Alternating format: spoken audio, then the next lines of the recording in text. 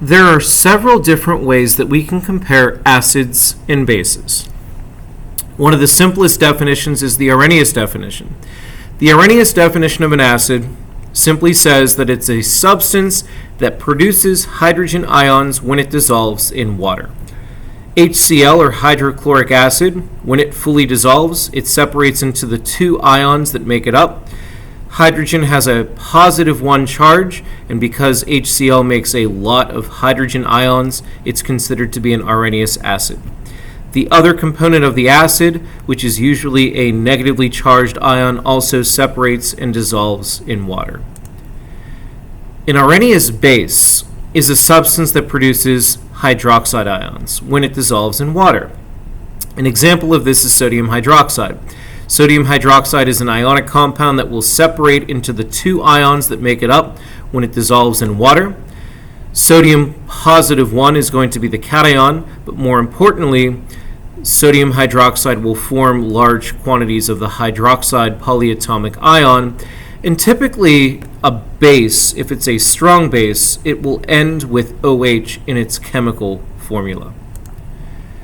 Some other properties that distinguish acids and bases: if the acid and base are both edible, acids typically have more of a sour taste. An example of this would be citric acid in lemons.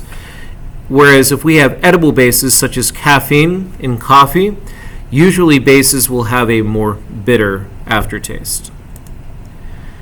Another difference between acids and bases is the way in which they react. Acids typically react more aggressively with metallic substances, specifically metals that are higher than hydrogen on the activity series. Bases, on the other hand, react very well with oils and fats to make soap. When it comes to the pH scale, acids are typically substances that have very low pH values. 7 is considered to be neutral, so water has a pH of 7, and bases have a very high pH on the pH scale. If we get into some more specific reactions involving acids, when a more reactive metal on the activity series than hydrogen comes into contact with an acid, usually what will happen is hydrogen gas will be produced in a single replacement reaction, and then the metal will acquire a positive charge and will pair with the leftover ions to form an ionic compound. This is usually the reaction that will occur if an acid is put into contact with a metal that is reactive enough to cause this to happen. Another common chemical reaction that will happen with acids is the reaction with carbonates. Metal carbonates such as CaCO3, or in this case sodium carbonate, Na2CO3, will often react with acids in a double replacement reaction. The two products of this reaction when the switch happens are sodium chloride, NaCl, and H2CO3. Now, H2CO3 is a very special compound called carbonic acid. Carbonic acid is not very stable at room temperature. It immediately breaks down into two other compounds, and it doesn't stay together as a larger compound. The two compounds that it breaks apart into are water and carbon dioxide at room temperature. So anytime that you see a reaction in which H2CO3 is a product, you can immediately assume that it's going to break apart then into water and carbon dioxide gas. The reactions with bases and fats and oils are typically a little bit more complicated, but we can see here that something like triglyceride can react with a strong base in order to form glycerol and soap molecules that have lots of carbons attached to them. The biggest thing to remember with bases in particular, and this is why they're used as cleaning solutions, is that they react very effectively with both fats and oils. We mentioned that some substances can behave like strong electrolytes. Well, when it comes to acids and bases, a strong acid or a strong base is simply just a strong electrolyte. A strong electrolyte is an ionic compound or some other compound that can fully dissociate into the ions that make it up. So when HCl dissolves in water, it's going to fully break apart into the hydrogen +1 and the Cl -1 ions that make it up.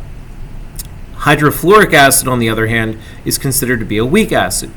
Weak acids do not have this ability to fully break apart into their ions. So when we look at HF when it dissolves in water, a lot of the HF molecules will stay stuck together. Some of them will break apart into ions, but not all of them.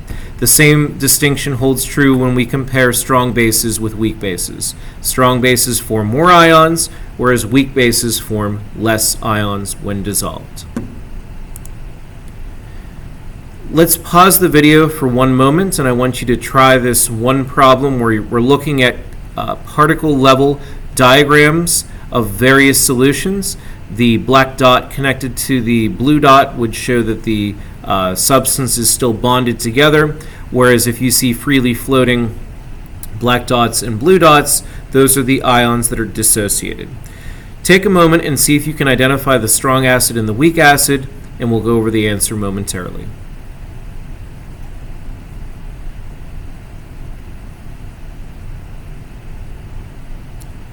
In this situation, I can see that my strong acid is letter B because all of the ions have fully separated into the positive cations and the negative anions. I can see that letter A is most likely a weak acid because I can see that some of the ions have dissociated, whereas a lot of the molecules are still bonded together. Letter C would simply just be a non-electrolyte, so it would neither be a strong acid nor a weak acid. In terms of knowing what the strong acids and the strong bases are, this is a list of all of the acids that are considered to be strong acids. Everything that is a halogen binary acid except for hydrofluoric acid is a strong acid. So we have hydrochloric acid, hydrobromic acid, hydroiodic acid, and then we have 4 oxyacids that are also considered to be strong acids: chloric and perchloric acid, nitric acid, and sulfuric acid. When it comes to strong bases, every hydroxide that is paired with a group 1 metal is considered to be a strong base. When it comes to group 2 metals paired with hydroxide, there are actually only 3 compounds that are considered to be strong bases: calcium, strontium, and barium hydroxide. Beryllium, magnesium hydroxide are both, for all intents and purposes, insoluble when it comes to their interaction with water, and that's why we don't classify them as strong bases. There's one other way that we can define what an acid is and what a base is. It's a different definition called the Bronsted-Lowry Definition of acids and bases. Ammonium and ammonia are good examples of how this works. We can take a look at the ammonium polyatomic ion. It has an overall positive 1 charge. When something behaves like an acid, it typically will donate hydrogen +1 to another molecule in order to lose that proton. And that's a distinction that we're going to get to here momentarily, is that when hydrogen forms a positive 1 ion, since hydrogen is only a proton with an electron, H+ is essentially just a proton. So NH4 positive 1 has lost a proton, and therefore it's behaving like an acid. Now if we look at ammonia, ammonia has the ability to accept a proton from another substance, and when this happens, this substance is behaving like a base.